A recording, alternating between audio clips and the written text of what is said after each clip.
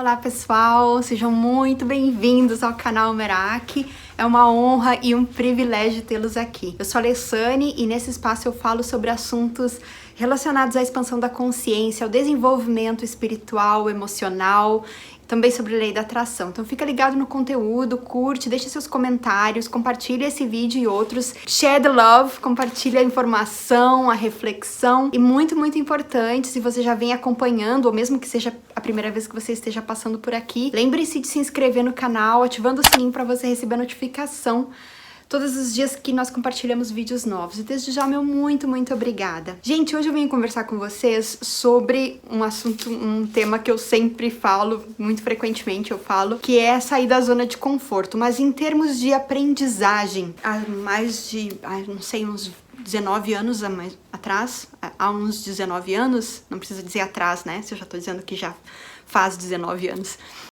Quando eu tava realmente estudando linguística na faculdade de letras, eu tinha um professor, até já mencionei esse professor em outros vídeos, que sempre compartilhava uns pontos de vista, uns insights, assim, muito filosóficos, né? De filosofia prática mesmo. E uma das memórias que eu tenho, assim, de uma das falas dele é que o aprendizado é doloroso, porque envolve dor, aprender envolve dor. E eu fiquei pensando na época, nossa, isso explica muita coisa, a dificuldade que eu tinha, e eu achava que era só eu que tava sofrendo, que tava sentindo aquela dor. E quando ele compartilhou em aula que a dor é comum, é normal, eu não era a única, eu disse, então tudo bem, vamos passar pela dor de cabeça erguida, levantar cada vez que a gente cai, mas vamos chegar lá. E aí eu comecei a observar em todas as questões, né? Inclusive aprender a navegar um relacionamento, uma situação nova. Relacionamentos amorosos são as melhores oportunidades, oficinas de crescimento. É crescimento em esteroide, né? Porque a gente cresce muito, ou não, né, gente? Se a gente se aliena, fica conectado com o ego, culpando, achando que tudo que não dá certo é culpa do outro, aí a gente não cresce mesmo. Pra crescer emocionalmente, espiritualmente, pra nos tornarmos pessoas maduras, a gente tem que estar com essa consciência expandida. Expandida? Como é que fala isso? Mais alerta, mais observadora. E essa é a grande sacada. Então, muitas vezes a gente pensa que as pessoas mais velhas, uma pessoa de 70 anos, por exemplo, é mais sábia ou mais madura que uma de 40, e nem sempre é verdade. Depende de como aquela pessoa atravessou a vida com essa awareness, esse nível de consciência, esse nível de consciência mais aguçado ou não. E isso sim vai determinar se ela aproveitou as oportunidades, os ensinamentos. Mas voltando aqui a conhecimento, aprendizado didático no âmbito intelectual ou físico também, como por exemplo, eu estava pensando em algumas dos exemplos que eu poderia compartilhar aqui, e um dos exemplos que eu gosto muito, eu sempre falo nisso, é a aprendizagem de língua estrangeira. Claro, é um exemplo muito próximo, pessoal meu, porque eu comecei a estudar inglês aos 23, 24 anos mais ou menos, sem nada, sem nenhuma base, nada, absolutamente nada, eu não sabia nem o verbo to be, e hoje eu falo inglês fluentemente.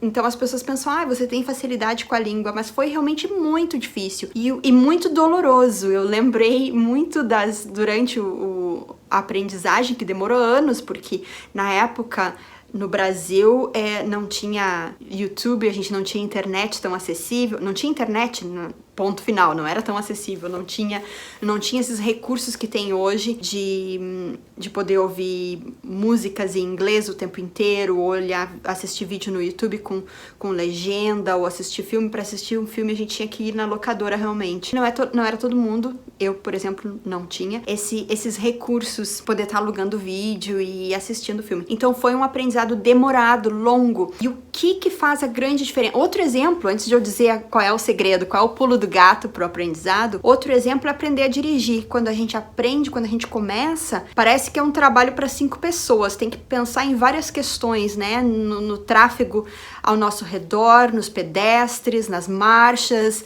na visualização, enfim, é muita coisa para pensar junto e a gente parece que não consegue conectar os pontos. E é difícil e doloroso realmente no começo, mas a prática, e aí vem um ponto importante, prática sozinha não faz a perfeição. O ditado diz, né, a prática faz a perfeição, mas na realidade a prática cria o hábito. A perfeição só faz se a gente praticar perfeitamente. Mas se a gente vai praticando, e isso eu sei bem porque eu fiz também aulas de direção com um instrutor que era muito tranquilo, não me corrigia, e eu fiz várias aulas. E aí, quando eu não passei no teste, eu fui procurar um outro instrutor que era muito rigoroso e realmente ensinava, aí que eu vi que fazia diferença. Então só o primeiro tava só me ajudando a praticar, mas não tava corrigindo os meus erros, não tava me impulsionando, me puxando, me dando aquele empurrãozinho pra eu querer melhorar, pra eu saber onde e no que eu tinha que melhorar. E aí também não ajuda, então só praticar,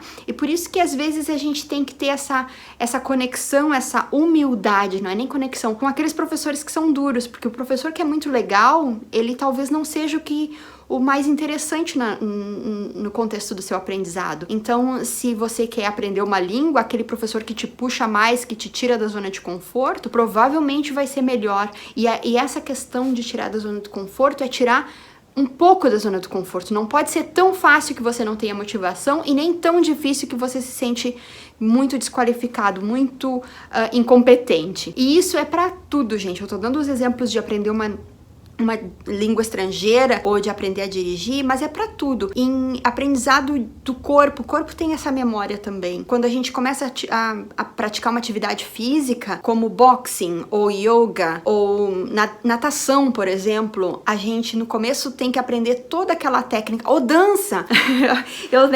Claro que eu relaciono com os exemplos práticos meus. Eu aprendi a dançar tango argentino, eu não danço muito bem, mas eu me viro um pouco. E no começo é tanta informação, porque é uma dança tão técnica, tem tantos detalhes envolvidos, e o mais interessante é que não depende só de você, não depende só da pessoa que tá aprendendo. Yoga também tem vários detalhes, se você quer aprender a fazer as poses com um fundamento, uma base adequada de postura para ter mais benefícios, também envolve bastantes detalhes se você quer se aperfeiçoar, mas é uma prática que você faz individualmente. E o tango, o incrível é que além de você passar por essa dor do aprendizado, você tem que se conectar com o outro, porque você dança com o outro. Então, passar daquela zona de desconforto e praticar até que você chegue numa posição que você possa dançar socialmente, sem estar ali pisando no pé do parceiro, demora. E aí, gente, o pulo do gato, a grande jogada é de ter essa persistência, essa consistência, esse é o termo. A consistência, perseverança é o que faz a diferença. Às vezes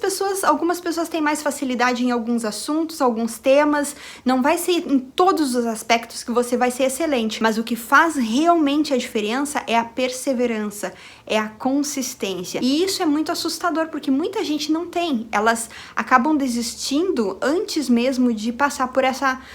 No primeiro desconforto já desisti. Por quê, gente? Por causa do medo do fracasso. Esse é o grande bicho de 7 cabeças. É o medo do fracasso. E aí a gente não faça, eu não vou nem tentar porque vai ser difícil, ou porque se eu fracassar, eu não vou ser criticado, eu vou ser julgado. E aí a gente não faz, porque a gente tem medo. Mas o negócio, a alma do negócio, tem um livro chamado Feel the Fear and Do It Anyway. Eu vou pedir pro Vitor colocar a tradução aqui. Sinta o medo e faça o que tem que fazer de qualquer forma. Não sei se a tradução do livro em português é essa mesma. Mas esse livro é muito simples, é um livrinho bem fininho. E com certeza ele é conhecido no mundo inteiro. Com certeza tem também em português. Ele fala muito sobre isso, de que você sente... O medo não é inimigo. O medo é pra gente saber dos riscos e pra gente se equipar, pra gente criar uma estrutura, uma estratégia de ação. Não é pra nos paralisar. Então a gente sentir o medo e nos equipar, nos prepararmos realmente e fazer de qualquer forma. Essa é a grande diferença. E ter a consistência, ter um plano de curto, médio e longo prazo e se preparar. Enfim, acho que é isso. Acho que o recado é esse, gente. Então, não tenha medo, não deixa aquele sonho engavetado de aprender uma nova dança, de aprender uma língua, de aprender a dirigir, de aprender a pintar, de aprender a dançar. Faça, procure o seu grupo, vai ter um grupo que vai te acolher e não deixe pra daqui a 10 anos ou talvez um dia. Dê essa colaborada pro universo para atrair as circunstâncias para você buscar esse aprendizado em qualquer área que você tá sentindo essa chamada no coração. Gente, esse é o meu recado de hoje. Espero que vocês tenham gostado. Deixem seus comentários, suas sugestões, críticas e desde já muito, muito obrigada e até a próxima. Super beijo!